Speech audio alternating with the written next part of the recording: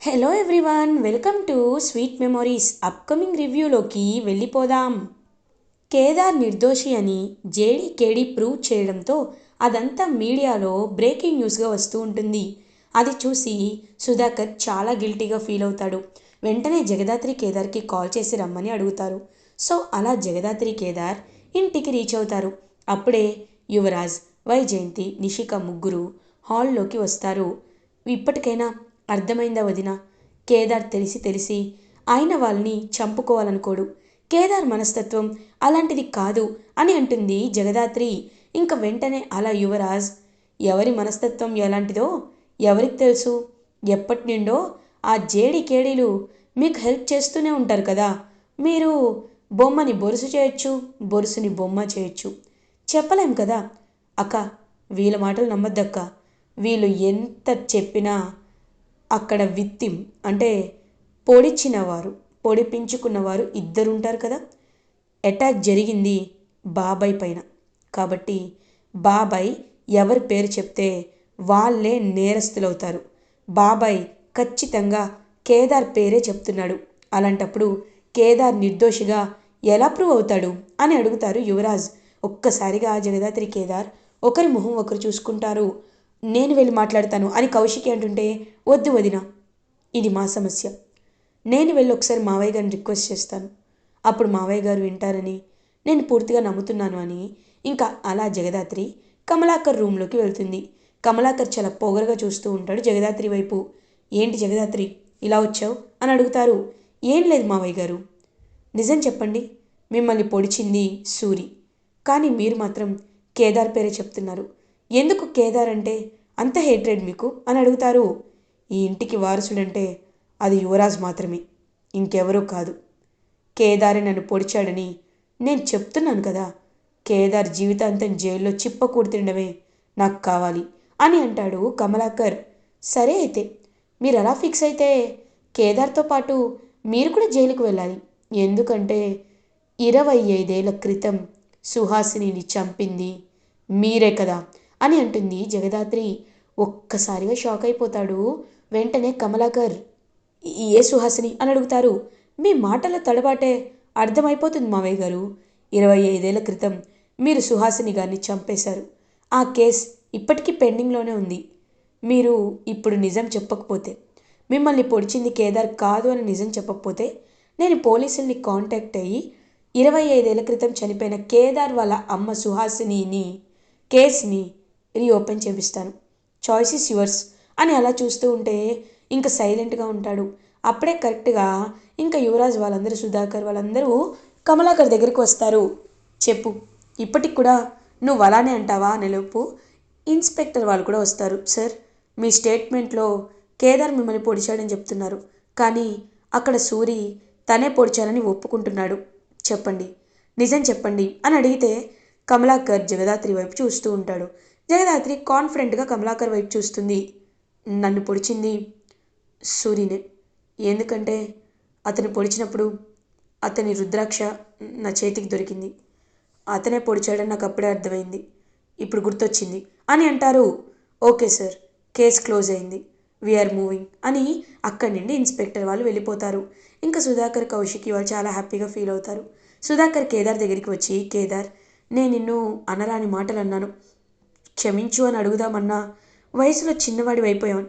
అయ్యో నాన్న, అలా అంటారేంటి? మీరు నాకు జన్మనిచ్చిన నాన్న, అలాంటిది మీతో క్షమాపణ చెప్పించుకోవాలని నేను ఎప్పుడూ అనుకోలేదు. ఇప్పటి నుండి మనందరం ఒకే ఫ్యామిలీ అని అనేసరికి, రేయ్ ఏంట్రా అప్పుడే వరుసలు కలిపేస్తున్నావు? మీ వారసత్వం ప్రూవ్ అవ్వలేదు, కేవలం మీరు ఎలాంటి హత్య చేయలేదని ప్రూవ్ అయింది, కానీ నువ్వు ఇంటి వారసుడు అనే విషయం ప్రూవ్ అవ్వలేదు కదా. అలాంటప్పుడు నువ్వు ఈ ఇంటి వారసుడు ఎలా అవుతావు, ఈ ఇంటి ఫ్యామిలీ మెంబర్వి ఎలా అవుతావు అని చెప్పి అక్కడి నుండి వెళ్ళిపోతాడు యువరాజ్. ఇంకా అలా చూస్తూ ఉండిపోతారు పాపం జగదాత్రి, కేదార్. కౌశికి అప్పుడే జగదాత్రి దగ్గరికి వచ్చి, జగదాత్రి, ఎవరు ఏమనుకున్నా ఈ ఇంటికి వారసులంటే మీరేనని బాబాయ్ మనసుకి తెలుసు, ఓకే అని భుజంపై తట్టి అక్కడి నుండి వెళ్ళిపోతుంది. ఇది ఇలా ఉండగా సుధాకర్ అటు ఇటు తిరుగుతూ ఆలోచిస్తూ ఉంటారు. ఎలా అయినా నేను కేదార్కి న్యాయం చేయాలి. కేదార్ చిన్నప్పటి నుండి ఎన్నో కష్టాలు పడ్డాడు. ఇప్పుడు కూడా వాడు నా కొడుకే అని ప్రూవ్ చేసుకోలేక ఎంతో ఎంతో ఇబ్బంది పడుతున్నాడు. కాబట్టి ఖచ్చితంగా కేదార్ ఈ ఇంటి వారసుడు అని ప్రూవ్ చేసుకోలేకపోతున్నాడు. కానీ ఒకటి, కేదార్కి నేను న్యాయం చేసి తీరాలి అని మనసులో అనుకుంటూ ఇంకా అటు ఇటు తిరుగుతూ ఆలోచిస్తూ ఉంటారు. ఇటువైపు కౌశికి కూడా కేదార్ని అనరాని మాటలన్నందుకు ఎలా అయినా కేదార్కి ఒక మంచి గిఫ్ట్ ఇవ్వాలి, ఒక మంచి రిటర్న్ గిఫ్ట్ ఇవ్వాలి అని ఫీల్ అవుతూ ఉంటుంది పాపం. అప్పుడే కరెక్ట్గా ఇంకా కౌశికి సుధాకర్ దగ్గరికి వస్తుంది. బాబాయ్, ఏం ఆలోచిస్తున్నారు అని అడుగుతుంది. ఏం లేదమ్మా, కొన్ని విషయాల గురించే ఆలోచిస్తున్నాను అని ఆలోచిస్తూ ఉంటారు. కేదార్ గురించే కదా మీరు ఏం ఆలోచిస్తున్నారో నాకు అర్థమైంది బాబాయ్. కేదార్కి ఎలా అయినా న్యాయం చేయాలనుకుంటున్నారు కదూ అని అంటుంది. అవునమ్మా అని అంటారు. బాబాయ్, ఎలాగో నేను ఒక కొత్త ఫ్యాక్టరీని ఓపెన్ చేస్తున్నాను కదా, ఆ ఫ్యాక్టరీకి కేదార్ని సీఈఓగా చేస్తే బాగుంటుంది కదా. కేదార్ జగదాత్రి కంటే మనకి నమ్మకస్తులు ఇంకెవరున్నారు బాబాయ్ అని అంటుంది కౌశికి. వావ్, ఇది చాలా మంచి ఆలోచనమ్మా, నిజమే, ఖచ్చితంగా చేద్దాం అని సుధాకర్ చెప్తారు. ఇది ఇలా ఉండగా మార్నింగ్ అవుతుంది. కౌశికి సుధాకర్ హాల్లోకి వచ్చి జగదాత్రి, కేదార్ అని వాళ్ళని పిలుస్తారు. ఇంకలా జగదాత్రి కేదార్ కిందకి వస్తారు. అప్పుడే యువరాజ్ కూడా ఇంకలా కిందకి వస్తాడు. మావయ్య గారు, కాఫీ తీసుకోండి. ఏంటి ఇలా పిలిచారు అని అడుగుతారు. ఒక ముఖ్యమైన విషయం మాట్లాడడానికే పిలిచానమ్మా. కొత్తగా కౌశికి ఒక ఫ్యాక్టరీ కట్టాలనుకుంటుంది కదా, ఆ విషయంలో మినిస్టర్ తాయారు మోసం చేసి ల్యాండ్ని కబ్జా చేసింది అని కోర్టులో ప్రూవ్ అయింది. కాబట్టి ఇప్పుడు ఆ ల్యాండ్ లిటిగేషన్ ఫ్రీ అయింది. సో ఆ ల్యాండ్లో మనం ఫ్యాక్టరీని బిల్డ్ చేయొచ్చు అని అంటారు సుధాకర్. ఒక్కసారిగా ఎంతో హ్యాపీగా ఫీల్ అవుతారు జగదాత్రి అండ్ కేదార్. ఇంకా యువరాజ్, ఆహా, వెరీ నైస్, అయితే ఆ బిల్డింగ్ ఫ్యాక్టరీ కట్టిన తర్వాత నేనే సీఈఓ అవుతాను అని ఎంతో హ్యాపీగా ఫీల్ అవుతాడు. అప్పుడే వైజయంతి, అయితే ఇంకేంది, చక్కగా ఫ్యాక్టరీ కట్టించేస్తే ఓపెన్ అయిపోతుంది. అప్పుడు మన అబ్బోని తీసుకెళ్ళి సీఈఓ కుర్చీలో కూర్చోబెడితే అంతా అయిపోతుంది. ఎందుకంటే నువ్వు ఇచ్చిన 6 నెలలు అయిపోయింది కదా అని అనేసరికి ఇంకా కౌశికి ఆలోచనలో పడుతుంది. అవునక్క, ఆ రోజు నువ్వు చెప్పినట్టు 6 నెలలు నాకు టైం ఇచ్చావు. 6 నెలల్లో నేను ఎలాంటి తప్పు చేయకపోతే నన్ను నువ్వు సీఈఓని చేస్తానన్నావు. అందుకే నీకోసం ఎన్నో భరించానక్క. ఇవాటికి 6 మంత్స్ అయిపోయింది.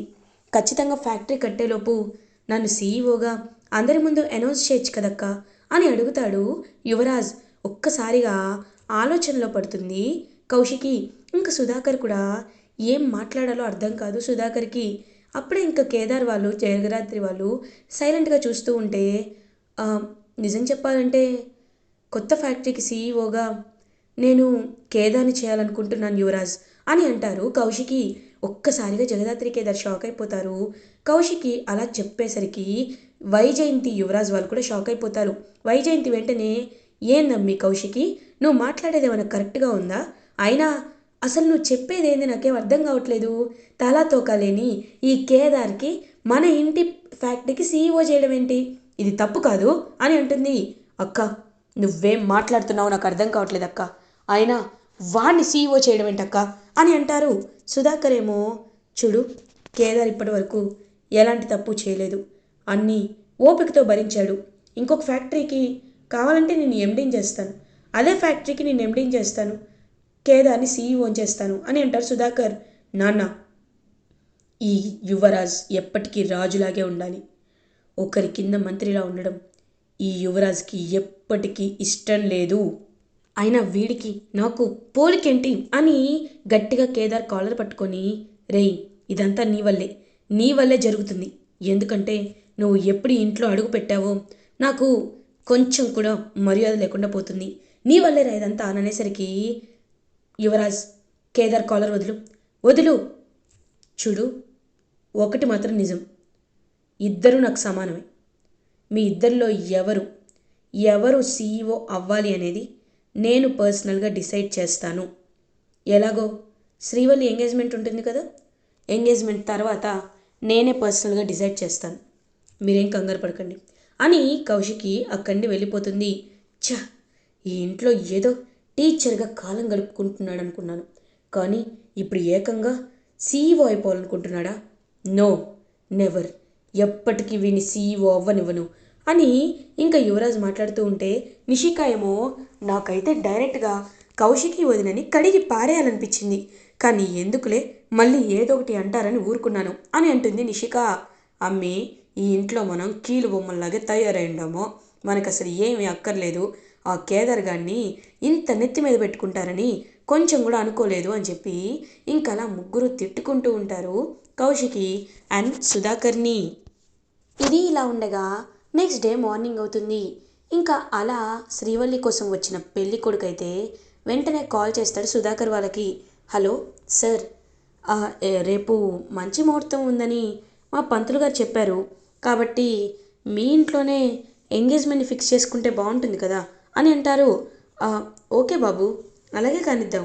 నేను ఈ విషయం అందరితో చెప్తాను అని ఇంకా కాల్ కట్ చేసి వైజయంతి, అమ్మా, కౌశికి, అందరూ రండి.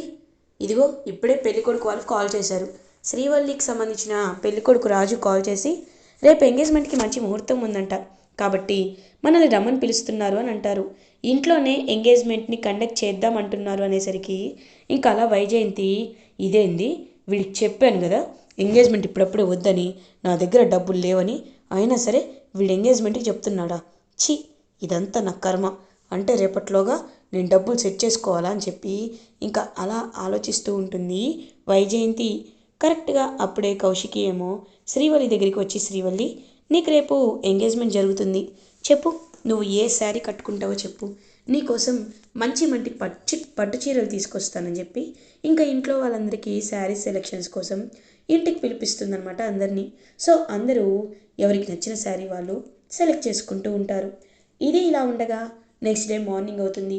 శ్రీవల్లి ఎంగేజ్మెంట్కి అన్ని గ్రాండ్గా ఏర్పాట్లు అరేంజ్మెంట్స్ అన్నీ చేసి పెడతారు దగ్గరుండి సుధాకర్ వాళ్ళు. ఇంకా యువరాజ్ అండ్ కేదార్ ఇద్దరు కలిసే అదంతా ఇంకా చేస్తూ ఉంటారు అరేంజ్మెంట్స్ అన్నీ. అదంతా సుధాకర్ దగ్గరుండి కోఆర్డినేట్ చేస్తూ ఉంటాడు. సో అప్పుడే ఇంకా ఆ ఫేక్ పెళ్లి కొడుకు రాజు వాళ్ళ ఫేక్ అమ్మా నాన్నతో ఇంటికి రీచ్ అయ్యి వైజయంతి వైపు కోపంగా చూస్తూ ఉంటాడు. ఇంకా వైజయంతి ఏం మాట్లాడకుండా అలా చూస్తూ ఉంటే, మేడం, డబ్బులు తెచ్చారా అని సైగ చేస్తూ ఉంటారు. రేయ్, నువ్వాగరా అని సైగ చేస్తూ ఉంటుంది వైజయంతి. సో అలా ఇద్దరు కలిసి అన్ని విషయాల్లో మాట్లాడుకుంటూ ఉంటే కరెక్ట్గా అప్పుడే ఎంగేజ్మెంట్ రింగ్స్ని తెప్పిస్తున్నాం బాబు, వచ్చేస్తున్నాయి అనేసరికి అప్పుడే ఇంక వైజయంతికి ఒక ఫోన్ కాల్ వస్తుంది. ఇదేంటి ఫోన్ వస్తుంది, ఇప్పుడే వెళ్ళి చూస్తానని పక్కకు వెళ్తుంది. హలో, తెచ్చుండావా అని అడుగుతారు. మేడం, తీసుకొచ్చాను మేడం అని చెప్పి ఇంకా అలా వెంటనే బాల్కనీలోకి వస్తాడు ఒక వ్యక్తి. వైజయంతి ఎవరికి తెలియకుండా బాల్కనీలోకి వెళ్తుంది. వెళ్ళి ఇంకా అలా దొంగతనంగా తీసుకుంటుంది. మేడం, ఇదిగోండి, మీరు నగలు తాకట్టు పెట్టమన్నారు కదా, దానికి సంబంధించిన రిసిప్టు అండ్ డబ్బులు అని అంటారు. ఇప్పుడు రిసిప్ట్ లేకపోయినా ఏం కాదులేరా, సరే తీసుకొచ్చినందుకు చాలా థ్యాంక్స్ అని చెప్పి ఇంకా వెంటనే అలా అక్కడి నుండి డబ్బుల్ని తీసుకువెళ్ళిపోతుంది వైజయంతి. ఇంకా వెంటనే రాజు వాళ్ళకైతే సైగ చేస్తుంది. రేయ్, రండ్రా అని చెప్పి సైగ చేసేసరికి ఇంకా అలా వాళ్ళైతే లోపలికి వెళ్తారు. ఏంటి మేడం, ₹1,00,00,000 తెచ్చారా అని అడుగుతారు. రేయ్, కోటేంట్రా, 50 లక్షలే కదా అని అంటారు. 50 లక్షలే, కానీ ₹1,00,00,000 అని మేము ముందన్నాం కదా, మీరు ఆ విషయం మర్చిపోతే ఎలా మేడం అని అంటారు. రేయ్, ఎక్కువ తక్కువ మాట్లాడావా ఇక్కడే చంపేస్తా, గుర్తుపెట్టుకో. మర్యాదగా ఇచ్చింది తీసుకో, లేకపోతే ఇది కూడా ఇవ్వను అనేసరికి వద్దు మేడం, వద్దు మేడం, ఇచ్చేసేయండి అని చెప్పి ఇంకా అలా అదైతే ఇచ్చి లోపలికి వెళ్ళిపోతూ ఉంటారు. కరెక్ట్గా అప్పుడే వైజయంతి ఇచ్చిన డబ్బులు తీసుకొని అలా బయటికి వస్తూ ఉంటే ఒక్కసారిగా జగదాత్రి అండ్ కేదార్ ఇద్దరు డోర్ దగ్గర ఉంటారు. షాక్ అయిపోతారనమాట ఫ్యామిలీ మెంబర్స్ అందరూ. ఇంకా అలా చూస్తూ ఉంటారు. ఏమైంది, ఎందుకు అలా చూస్తున్నారు అని అడుగుతుంది వైజయంతి. అత్తయ్య గారు, మీరు మీ కన్న కూతురు విషయంలో ఇంత తప్పు చేస్తారని నేనైతే ఎక్స్పెక్ట్ చేయలేదు అని అంటుంది.